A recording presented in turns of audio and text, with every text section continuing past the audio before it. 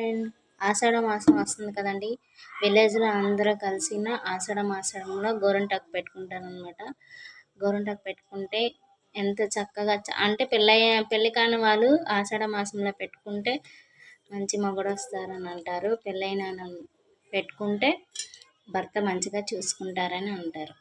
మా విలేజ్లో అందరూ కలిసి నైట్ పూట పెట్టుకుంటారండి.